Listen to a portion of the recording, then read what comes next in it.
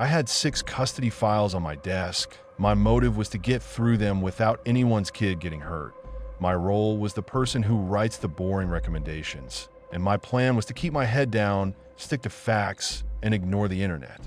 That morning, I'd already been called a biased piece of shit twice. Once by a mother who cried through intake, and once by a father who sat dead still and stared at my mouth like he was counting every word. And I still had 4 more files stacked like bricks. I had a yellow legal pad full of timelines, school absences, police call logs, therapy summaries. Boring stuff, except it's never boring when a kid's life sits under it like a crush can. My phone stayed face down because if I looked, I'd lose the thread of the work. And in this job, losing the thread means you miss the one detail that matters. I broke that rule because a coworker shoved his phone at me in the break room and said, not even whispering, "Isn't that your case?" On his screen was a 4chan thread with my client's name half scrambled in the title and a comment count climbing like a timer. Not famous trending. We found her trending. My mouth went dry. I felt heat behind my eyes, like my body tried to stop me from reading, and my hands did it anyway. Someone had posted a confession from a parent's POV. How they lied in mediation, how they faked therapy notes, how they trained the other parent into breakdowns for leverage. It wasn't remorse. It was a tutorial with a smirk. Replies clapped, coached, and dared Opie to post more documents. People wrote play-by-play advice like they were talking about a video game build. Push until they melt. Get the kid on camera saying it. Make them look unstable first, then offer help. And the details match my case file too clean to be random. Stuff not public. Stuff only someone in our meetings would know. They knew the date of our first temporary order, the exact excuse used for a missed exchange, the school nurse's note about a bruised wrist that we'd flagged but hadn't filed yet. They described the toy the kid carried into the waiting room. They even repeated a line from my own draft summary, a phrase I'd typed and deleted because it sounded too judgmental. I sat there staring at the screen while the office microwave beeped and the hallway printer jammed, and my brain kept trying to bargain with reality. Coincidence, troll, old boyfriend, some insane lucky guess. Then someone in the thread posted, "Drop the therapist PDF. Do it." A minute later, a blurry scan appeared. Crooked, cropped, but close enough that anyone who wanted a story could fill in the gaps. It wasn't our therapist's header. It was a forged letterhead with her name spelled wrong, but the content copied the real themes. Parental alienation, emotional dysregulation, child coached. Truth didn't matter. Vibe mattered. By the afternoon, the thread had started mapping everything around it. Someone dug up the public court calendar, highlighted our hearing slot, and told people when to show up for the live update. They posted my department's main line and told Anons to ask for the caseworker. They found the stupid staff page with my badge photo and my first initial and turned it into a reaction image. A guy emailed my work address a picture of a noose made out of HDMI cable. Another one sent an invoice template with my name on it and payment for services rendered like I was for hire. Security called our floor because the front desk phone wouldn't stop ringing and someone kept ordering food deliveries to the office under the parents' names, trying to bait a confrontation in the lobby. I asked IT if they could block the worst addresses and they gave me the tired corporate answer. The emails were coming from burner domains. They just switch, and anyway our filters catch most of it. It didn't feel like most of it when my screen kept flashing new messages like mosquitoes you can't slap. I ran back to my desk and logged into my work email, and it was already starting. Not from my clients, from random addresses with strings of numbers. Subject lines like corrupt caseworker and protecting abusers, and one that just said refresh. Someone had scraped the general office directory and blasted it. Someone else found my last name and started guessing my extensions. My voicemail filled with breathing, laughing, one guy humming like it was a lullaby. Anons began forging screenshots and leaks, then emailing them to employers, schools, anyone with a phone number. I watched a link get posted, call her job, then a screenshot, emailed her boss, then another, emailed the kids' school. I called the school counselor I'd been talking to for months, and she sounded shaken and pissed and told me the principal was getting emails with court documents attached, and parents in the PDA group were forwarding them like wildfire. I told her they were fake. She told me fake doesn't stop people from panicking. By noon, both parents were using the same phrases in separate motions, like they'd swallowed a script. Same accusations, same weird capitalization, same blurry screenshots as exhibits. One of them came into our building with printed 4chan pages like they were court exhibits and accused me of being part of it. She didn't come alone. She dragged her sister and a friend for backup. 3 adults crowded into my doorway like they were serving a warrant. She slapped the printouts on my desk and pointed at my name in someone's fake email signature and said I'd leaked her file, I'd ruined her life. I was probably one of them. I told her to sit down. She refused. She kept talking over me, louder and louder, like volume would make it true. Her friend, recorded on a phone held low, the red light reflected in my monitor. I told them recording in the office wasn't allowed. The sister said, "Too late. You're already viral." And I swear that word hit harder than any insult. I reported it up the chain. I went to my supervisor with screenshots, timestamps, printouts, a full timeline of what was happening. My supervisor glanced at it like it was a meme I wanted him to laugh at. He told me to stay professional and stop doom scrolling. He said we don't engage with harassment. We document it, we move on. Then he asked if I'd been careful with my own social media, like this was a personal branding problem. I pushed back harder than I should have. I said this was contaminating the case, that the kid was about to get used as entertainment. He told me I was being dramatic and that judges don't care about internet noise unless we bring it into the record. So I tried to keep it out of the record while the record was being rewritten in public by strangers. At the hearing, the judge stared down at 2 sets of filings and asked why both parents suddenly had identical talking points, identical accusations, identical screenshots. He looked straight at me and asked if I'd vetted the exhibits. I said I couldn't verify the origins because they were circulating online. I heard my own voice sound thin and procedural while my skin crawled. Both parents swore, on the record, they didn't know what 4chan was. They said, "I don't even use social media," while their attorneys held the same printouts my client had shoved in my face. The judge's patience started peeling away. He warned them about sanctions. They nodded and then went right back to quoting the thread like it was scripture. And the kid sat out in the hallway on a bench with his backpack between his knees, staring at the floor, ears covered with headphones that didn't play anything. I watched him flinch every time a phone camera clicked. I watched him learn, in real time, that adults can turn your worst days into content.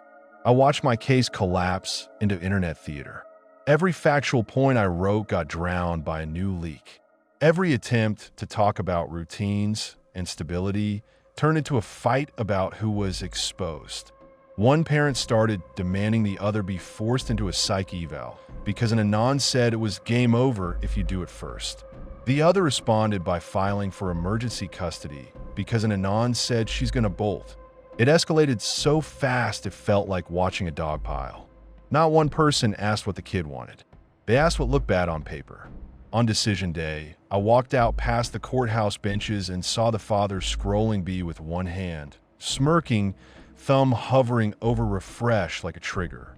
His kid stood beside him, half hidden behind an attorney's leg, and the father didn't even glance down.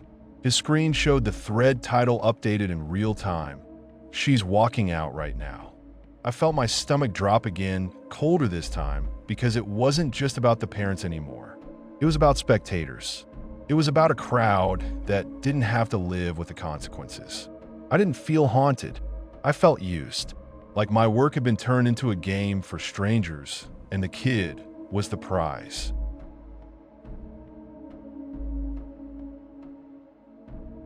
I had 3 Saturday weddings booked back to back. My motive was rent and gear payments. My role was invisible guy with cameras, and my plan was simple. Shoot, dump the cards, deliver the gallery, don't get involved in anyone's drama. I've been living on cold coffee and gear debt, telling myself the new lens would pay for itself if I just kept moving. At the first wedding, I posted one harmless behind-the-scenes photo on CK to brag about my new lens. Just hands adjusting a bouquet. Nothing identifying. I was in my car behind the venue during cocktail hour, laptop on my thighs, doing a quick dump so I wouldn't be up till 4 a.m. I cropped tight, stripped EXIF, hit post, went back inside. 10 minutes later, I checked the thread again, and my stomach dropped. Anons had zoomed the chrome on a centerpiece and pulled the venue anyway. They weren't even guessing. One guy circled a warped reflection where you could see a brick arch. Another matched an exit sign style. Another said, West Lot, like he'd parked there himself. Then it chained. They found the couple's registry, then the bride's full name, then her dad's business. They joked about surprise guests. I told myself it was noise. I finished the night on autopilot. First dance, cake, flash, crowd, pack, leave. I drove home thinking they'd get bored. I thought it was noise until my email got a link. A 4chan thread titled Free Wedding DOX with my raw previews reposted like trading cards. Not my delivered gallery. My import previews, the ugly in-between frames, the test shots, the half blinks, my file names. Somebody had scraped the same place my proofing service stores previews before I publish. I hadn't even sent the couple a single photo yet, and strangers already had a pile of them. People weren't even hunting the couple at first. They were studying my shots, reflections, exit signs, window views like it was sport. They'd zoom a mirror behind a bar, then jump to that's the hotel, then here's her Instagram, like dominoes. It wasn't one creep. It was a swarm feeding off tiny details I never thought twice about, turning them into a map. I email my host, my proofing service, anybody with a support form. Template replies, we're sorry, we can't control third parties. I tried contacting the board itself and got laughed at in replies, like I was asking a hornet nest to respect personal space. I watched strangers argue over whether I was the photographer or just the uploader, like my life was a trivia question. I started getting weird emails through my contact form, one-liners, nice shots, what lens, you free next weekend, and one that just said my apartment complex name with a smiley face. Meanwhile, my site analytics spiked like someone was stomping on my chest. I pulled the gallery down. Mirrors popped up in the thread within an hour. I rotated passwords, turned on two-factor, scrubbed old posts, changed my admin login, even changed my site theme like that would confuse them. The thread filled with screenshots of my new login screen and little running jokes about how fast I panicked. That part broke something in me. The couple called me. The groom sounded wrecked. The bride's dad got on the line and started demanding my contract and my insurance like I crashed my car into the reception. I tried to explain what was happening without sounding like a liar. It didn't matter. In their heads, the guy with the cameras equals the leak. They'd hired me to be invisible, and now my name was the thing people were copy-pasting. He said I'd better fix it, or he'd make it public, like I wasn't already living in public. The second couple started texting me about delivery dates and privacy, and I kept typing, deleting, typing again because anything I said sounded insane. I didn't want to tell a bride, days before her wedding, that the internet might treat her like a scavenger hunt. I just told her I'd keep everything locked down and she should keep guests from posting my behind-the-scenes stuff. She replied with a thumbs up like it was normal. It wasn't. I still had 2 more Saturdays because rent doesn't care about your panic. I showed up to the second wedding with my assistant, and we fought in the parking lot because she wanted to post a dance floor clip. I told her no, not a single fucking frame online. She called me paranoid. I shoved the thread in her face. She went quiet, then got mad at me like I'd drag her into it on purpose. That day I kept catching myself scanning backgrounds instead of faces. I'd line up a shot, and my brain would go straight to what a stranger could zoom. I tried shooting tighter, then realized tight doesn't save you. Tight just means you miss the moment and still hand them a clue. Halfway through the reception, my phone started buzzing with login alerts again. Somebody hammering passwords like a bored kid mashing an arcade button. I killed the session, changed them again, kept shooting with my teeth clenched. The worst part was how fast it got mean. Someone spammed the groom's boss with proof he was cheating, crop hugs for my photos presented like evidence. Somebody emailed the bride's mom. Somebody mailed printed screenshots to their honeymoon resort. Actual paper in an envelope, like a curse you can hold. The groom forwarded me the messages with my own photos attached, raging, asking how the hell this was even possible. I didn't have an answer that helped. I tried to yank everything down again. I filed takedowns until my inbox looked like a lawsuit. I'd remove one host, and 3 more popped up. Every time I did anything, change a password, disable a gallery, edit a page, the thread would update like it was a live scoreboard of my fear. I stopped sleeping right. 3rd Saturday, I almost canceled. I didn't because I'm not rich and I'm not brave. I shot the wedding. I smiled. I kept my bag on my chest when I moved through crowds. And yeah, I saw the surprise guests. 2 guys in cheap suits who didn't match any family group, hovering at the edges, filming the room with their phones like they were collecting evidence. One kept angling toward me instead of the couple. I shifted, blocked, moved again. He followed. I leaned in and told him to stop filming me. He smirked like I'd said something cute and kept recording. At one point, I went to swap cards, and my case had an empty slot. 1 SD card gone. Not dropped, gone. Those things don't just fall out. Somebody's fingers had been in my gear. I hissed at my assistant. She snapped back that she wasn't a thief, and we had a sharp whisper fight behind curtain. She said maybe I lost it. I said I don't lose cards. She said I was spiraling. I finished anyway because stopping doesn't undo anything. I drove home with my jaw locked, checking mirrors like someone would be behind me with a camera. At my apartment, I kept the lights off, laid the remaining cards out on the counter, and stared at them like they were live grenades. Then I searched my name and found in the thread. Not my business name, my actual name, plus my city, plus a comment saying, "Go say hi to the wedding guy," plus people trading guesses about where I live based on an old vendor post I'd forgotten I wrote. My hand started shaking so hard I almost dropped my phone. I dragged my external drives into the bathroom, filled the tub, and smashed my hard drives in the bathtub like a lunatic. Hammer, towel, water slapping porcelain. Plastic cracked, metal split, water went gray. It didn't fix anything.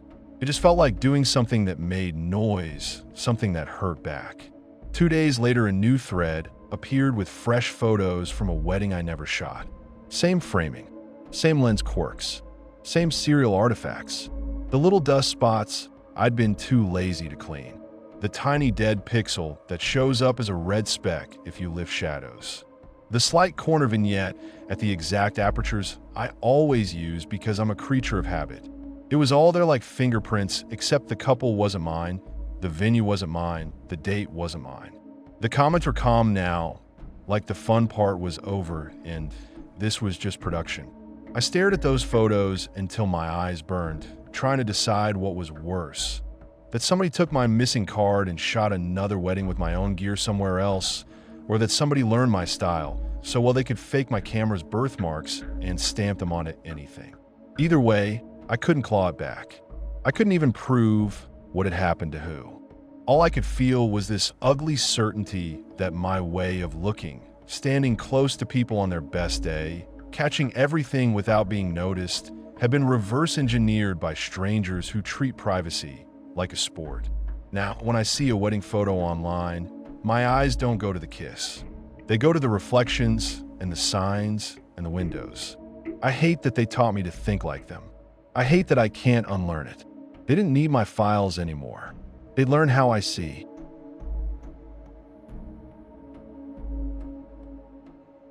I was on the 1 a.m. desk at a local news station covering overnight tips because my boss wanted anything viral. My role was to vet it fast, and my plan was to skim police scanners, emails, and the uglier corners of the internet for leads I could hand to a crew at dawn. Night desk is mostly dead air and bullshit until it isn't. The building feels hollow at that hour, like the lights are on out of spite.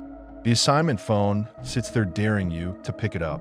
The scanner crackles, then goes quiet, then spits out a domestic call you can't use, then quiet again. My boss had been writing me all week about speed, not accuracy. Speed. First is everything, he kept saying, like being first magically made you right. Earlier that day, he slammed a printout on my desk, showing a competitor's clip going nuts online, and asked why we didn't have it. I told him it wasn't even our video. It was a stolen repost, and he stared at me like I'd confessed to hating money. So I came in wired and pissed off, determined to feed him something he could crow about in the morning. I cleared the inbox, skimmed the usual garbage tips, opened the scanner map, watched the city like a patient on monitors. Then the quiet started stretching, and my brain did what tired brains do. I opened B out of boredom and saw a thread titled, "Watch Your Own Channel." That title hit like a finger in my chest because it wasn't begging for attention. It assumed it already had it. Opie didn't rant. Opie didn't posture. He posted time, a vague neighborhood, and said we'd get a good shot. That's it. No story, no motive, no believe me. Replies laughed, called him fake, told him to kill himself, told him to do it already, the usual internet dogpile. A couple people, buried in the sludge, told him to stop. Not nicely. More like, stop because you're gonna ruin lives, you sick fuck. I should have closed the tab. I should have gone back to the scanner and my job and let some other idiot be entertained by a threat. Instead, I stared at the time he posted, 2:14. I felt my skin tighten. The neighborhood clue was thin, but it wasn't nothing by the old rail spur off the service road. If you live here, you know exactly what that means. I zoomed a map. I matched the spur. I told myself I was doing work like I was vetting it. That was my first lie to myself. The second lie was thinking it didn't matter if I watched. Like watching isn't participation. Like refreshing a page can't be an action. The clock crawled. My scanner stayed quiet except for petty crap. I kept looking at the thread. I kept refreshing. I watched the replies spike as other insomniacs found it. People asked OP what channel. People guessed ours. Some asshole posted our station slogan. Someone else said OP was probably staff. That one made my throat go dry. I glanced at the security camera feed on the wall, showing the empty hallway, like I expected someone to be standing there smiling. I was alone with my screens. At 2:14, my scanner lit up with structure fire. Same neighborhood, same rail, spur, area. Not a trash fire, not smoke, not unknown. Structure fire. My stomach dropped, and then worse, it steadied. Like some part of me had been waiting for the confirmation. I grabbed the desk phone and called it in because that's what you do. I wrote the basics in the log. I texted our overnight photographer to roll. He answered groggy and irritated, and I barked the location like it was his fault the city was on fire. He swore at me and said he was moving. I should have felt relief that I was doing my job. What I felt was this nasty urge to go back to the thread and see if OP was gloating. I refreshed like a junkie. OP posted again, a photo of smoke, taken close enough you could practically smell it through the screen. Streetlight glare caught in the haze. A building edge in the corner. No wide shot, no context, just proof of proximity. The replies went from laughing to screaming in text. People demanded more. People begged him to stop now that it was real. Someone asked if anyone called 911, and someone else replied, "Dispatch already has it," like it was entertainment, like the call itself was a scoreboard. Then OP went quiet. No told you, no follow-up, nothing. That silence messed me up more than the photo. If he was an attention whore, he'd keep feeding it. If he was a liar, he'd scramble. He did neither. He just stopped, like he'd gotten what he came for. The scanner got busy fast. Second alarm. Unit stacking. Possible occupants. Exposure. The dispatcher's voice tightened. That clipped tone they get when the call is turning into something you can't rewind. I pinged our photographer again. No answer. I pinged our producer at home to give him a heads up, and he replied with one word, "Video." That pissed me off, so hard my eyes watered. Not anyone hurt. Not what's the address. Just video. I texted back en route and wanted to throw my phone. My boss started blowing up my personal line from wherever he was, asking if it was good flames, asking if we could go live, asking if it was one of those huge ones. I told him to go to sleep. He called me, actually called, and hissed that if another station beat us to it, he'd bury me. I hung up on him. My hands were shaking. I kept checking the thread, even though it was dead. Refresh. Refresh. Nothing. Like Opie had already left the building while the rest of us stared at the smoke. Around 2:40, the photographer finally sent a clip. The fire wasn't a house. It was a warehouse. Big metal-sided box. Flames punching out under the roofline. Sirens everywhere. Water arcing and turning to steam. People yelling off camera in that useless, panicked way where nobody knows what to do, but everybody needs to make noise. He'd gotten there fast. Too fast. He's good, but the timing felt wrong. The whole thing felt like I'd been pulled by a string to this exact moment. By morning, we had a body count. Not rumors. Confirmed. Numbers that turned my coffee sour. The owner showed up and screamed on camera like his lungs were tearing. That scream wasn't TV screaming. It was the sound of a person watching their life collapse and realizing it's permanent. We ran it anyway because it was compelling. The morning producer called it strong. The web team clipped it into a vertical video and slapped captions on it and pushed it out like it was candy. I watched the post go up and felt filthy. Police asked for our raw footage before lunch. That part wasn't surprising. Fires become investigations fast. They came in polite, like we were partners. Then they asked for our logs. Then my call notes. Then they asked who first flagged the fire internally and why we dispatched so quickly.